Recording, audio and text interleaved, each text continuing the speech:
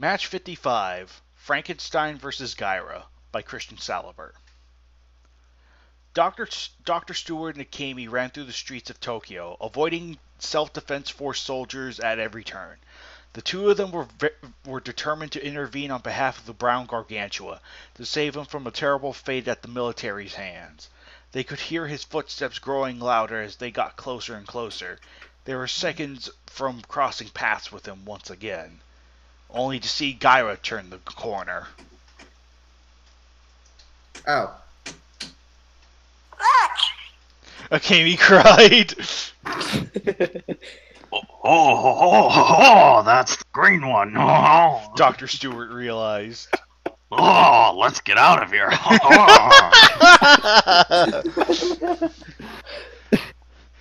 The two turned tail and started to run as fast as their legs could carry them, but Gaira had already spotted them and began to give chase. No matter how fast they ran, the beast was right on their heels. The two took refuge in a nearby subway entrance, but Gaira bent down and reached inside, trying to snatch them up. He growled in frustration as he tried to grab the two humans, who kept dodging his hand. Suddenly, they heard a strange, howling cry pierce the air. Akemi and Dr. Stewart watched Gaira pull his hand out of the subway entrance to see what the sound was, only to be attacked by something and knocked away. Gaira was enraged that anything dared to attack him. He got back to his feet and roared angrily at this new being. It looked like a larger version of the little creatures he had been feeding on. He didn't know they could get this big. Akemi and Dr. Stewart poked their heads out of the subway to see what was going on. Akemi gasped when she saw the Gaira's attacker. Pass. Okay, first off, I just want to make note. I didn't realize I had my microphone on, so if you guys heard anything, I'm using a voice changer. In which case... It can't be! Frankenstein? She said, her hand over her mouth. Oh, wow. Hey, listen, if I'm going to do this, I'm going to do it legit. Fair enough. Fair enough. This just got interesting. Hey, at least I don't pretend. I don't hide behind a microphone. The human-like monster known as Frankenstein roared at the green gargantua, letting him know he had no intention of backing down. Though he could sense that there was something familiar about this creature, he couldn't tell just what it was. It looked like Godzilla vs. Jason on a bad Saturday morning. Who knows? It wouldn't matter. He would drive this beast out of the city, away from the humans.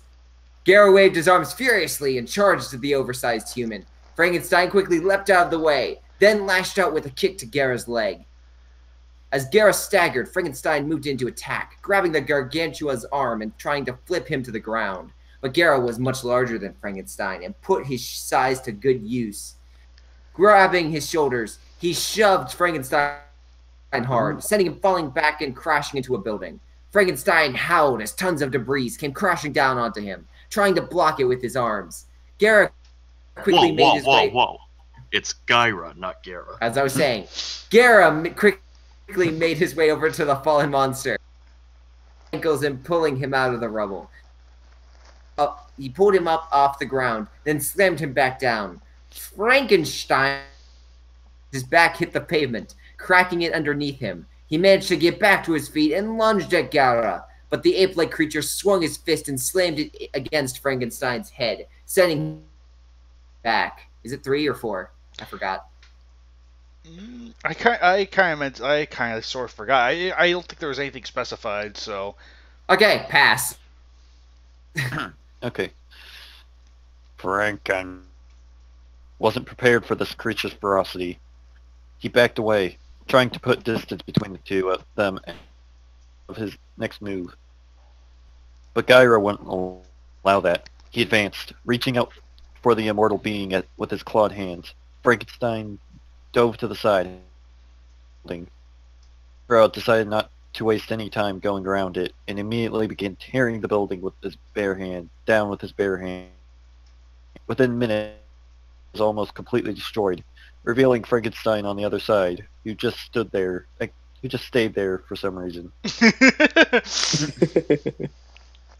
Just as Gaira was about to attack, Frankenstein tossed a car at the Emerald Gargantua.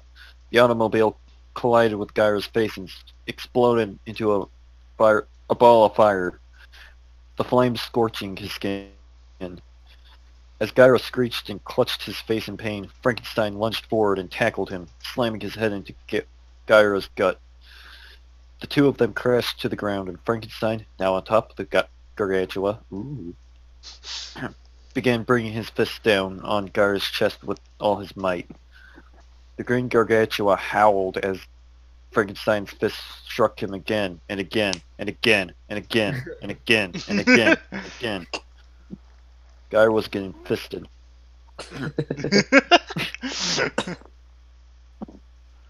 He finally lashed out, grabbing one of his opponent's arms and pulled it into his mouth, sinking his fangs into Frankenstein's flesh.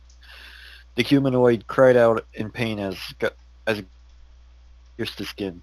He pulled his arm away, ripping his flesh, and clutched at the wound as blood spilled from it. Gaira swatted him with his fist, knocking Frankenstein to the street. Frankenstein stood on his hands and knees as his arm bled, trying to get to his feet. But before he could recover, Gaira had already gotten to his and marched towards his foe. Kicking upward, he planted his foot into Frankenstein's gut, sending the man-like creature flipping around and crashing to the pavement. Gaira grabbed Frankenstein's cloths, pulling him to his feet. Him headfirst through another building. Frankenstein shook his head, trying to regain his wits. If he didn't do something soon, this creature would be the end of him. Standing up out of the rubble, he began running down the street. As he expected, Gaira gave chase, growling at his opponent as he went. Dr. Stewart Little and Akami watched as the two giants disappeared down the street.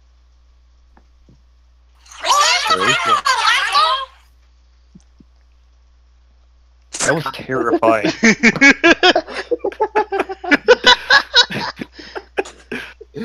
Oh, I'm gonna be hearing that in my nightmares today. I try. Akami declared before running after them. Oh, Jamie, wait, I want more lines of dialogue. Oh.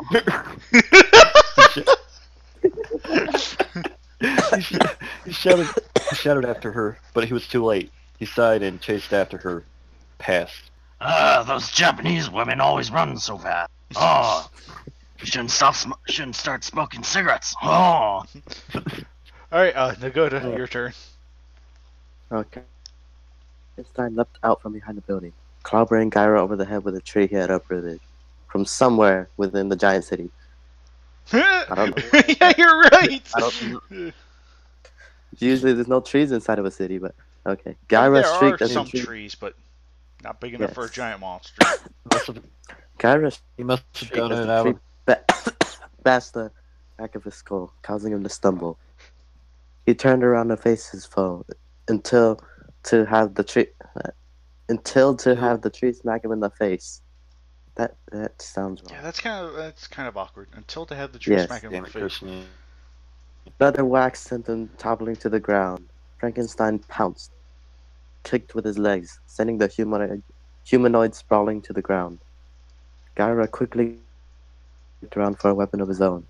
He spotted a street light and walked over to Frankenstein, who was still on the ground, holding it like a cane. Raising the street light, Gaira brought it down hard, jamming it into Frankenstein's shoulder until it burst through the other side. Frankenstein's head reared back as he howled in pain, blood spilling from the entrance and exit wounds. Fueled by his pain, he lashed out with his legs, kicking Gaira away. He rolled away and got to his feet, and then began to run down the street again, Gaira once more chasing after him. After a few moments of running from his foe, Frankenstein neared the harbor. He looked around for Gaira, but he didn't. He could hear him, though. It would only be a moment before the Gargantua found him again. He pulled the streetlight out of his shoulder, grunting in pain as he did He tossed it behind him, and he heard it splash as he sank into the bay. This gave Frankenstein an idea. A horrible idea. He would drown the green scaly beast. Frankenstein roared in the air, getting his son's attention. The green gargantua crushed his tall building underfoot as he ran at Frankenstein.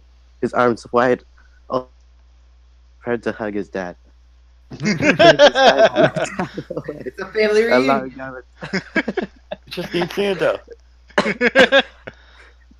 Frankenstein he leapt was out of the way, allowing Gaira to get close to the water. Gaira turned to face his dad, only to have Frankenstein slam into him, sending both creatures toppling into the bay. Dr. Stewart and Akemi arrived just in time to see the father and son, disappear into the water, waves crashing onto the docks.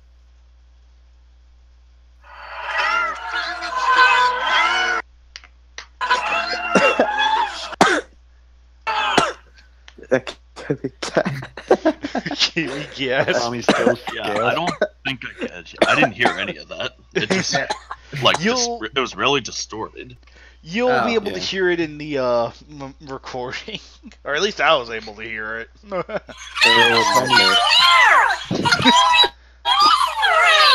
There, that better? Yeah, I much know. better. I didn't know Akami was supposed to be a ghost. She was scared out of her skin. Alex, Exactly. finish it off. Alright. The two beasts soon emerged from the waves. Gyra's hands clasped around Frankenstein's neck as he started to give him a hickey. The immortal man instantly realized his mistake. As soon as they hit the water, his opponent appeared to be refreshed and rejuvenated. His strength seemingly returned to him in full. Frankenstein slammed his fist against Gyra's chest as he attempted to dislodge him, though Gaira ignored the blows initially. They eventually took their toll, forcing him to release his foe. As Frankenstein fell back, choking as he clutched his throat, Gaira turned around and picked up one of the large cruise ships resting at the dock, lifted it high over his head, tossed it through the air with a mighty fap. It smashed into Frankenstein's back. Frankenstein felt his spine and neck crack as they impacted with the ship, slamming him against the docks. Frankenstein recoiled from the hit, the blow having taken out the last ounce of fight left in him. He couldn't take any more punishment. Even the almighty Frankenstein had his limits. However, Gaira had no. But now, he lunged forward again, clamping his jaw, hands around the creature's neck. Of hickeys. Shrieking wildly, he pushed Frankenstein onto the water and quickly followed, submerging them both. Dr. Stewart and Akemi watched as the waves of the harbor churned violently as the two monsters fought each other underwater. A few moments later, the waves began to rise out of the bay. The victorious form of Gaira roared into the sky. The green gargantua looked around for him while he turned his back on Tokyo, began making his way out of the sea. Akemi, or should I say, the water with a heavy heart, realizing that the immortal Frankenstein met his match. Winner, Gaira. Winner, Gaira. It's Gaira. Godzilla versus Jason. Yeah. My goodness, that weird sound modifier thing. Yeah, I'm putting you in more speaking roles, Gray Shot, for sure. Yeah! No. Oh boy. Gray Shot's just an imitator. He's not the real thing. There's a lot of dialogue there, like this, at least some. Yeah. Well, Okay. technically, it's only Akane. Yeah, So, still die. and as if I recall, Yeah. yeah, it's a I'm Kane, not a Akane. Kane, but Akane, whatever. Way to mess up the lore there. Way not to be true to the match. Yeah.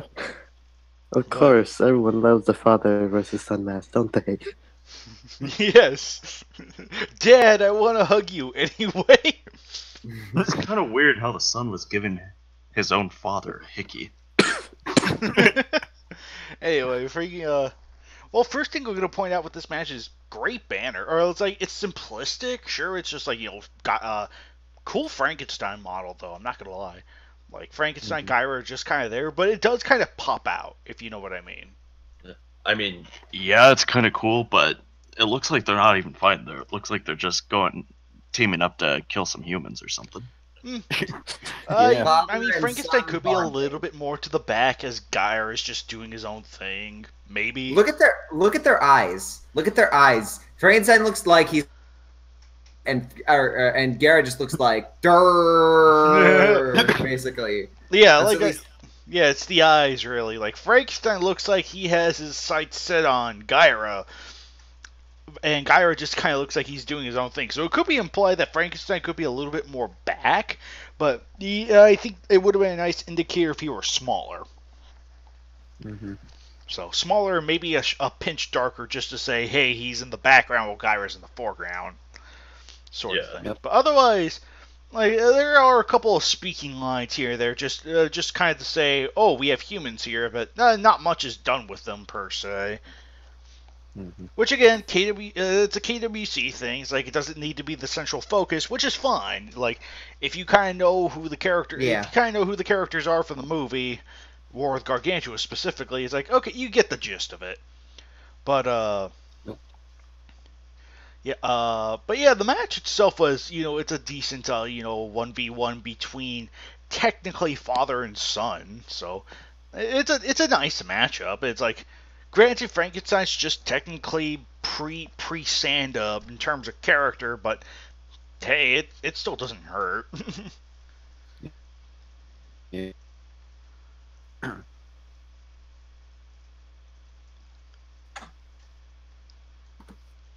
Joe, do you have anything to add? Oh,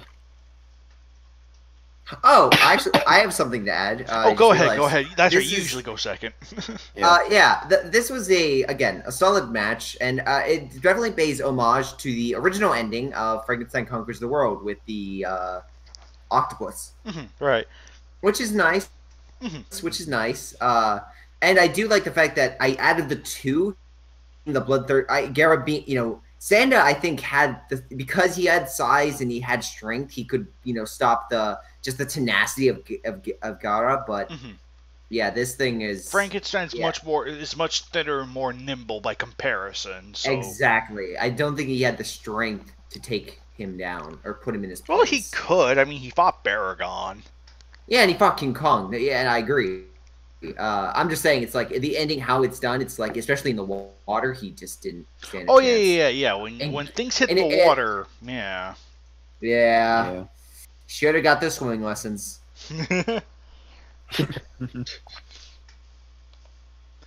Yeah, if his battle against the giant octopus is of any indication, Frankenstein, you need swimming lessons. Yeah. Joe, did you have anything to add? Kind of the same as you guys. It's a decent match. I think we do need more Frankenstein matches. Oh, I agree. I wholly agree. Mm-hmm. Nagoda, did you have anything to add on to that? Well, the way I see trying to teach Gaira good manners, as he shoved his hand into a star at the beginning of the match. He just wanted to teach him, don't stick your hand in places that is in suspicious places.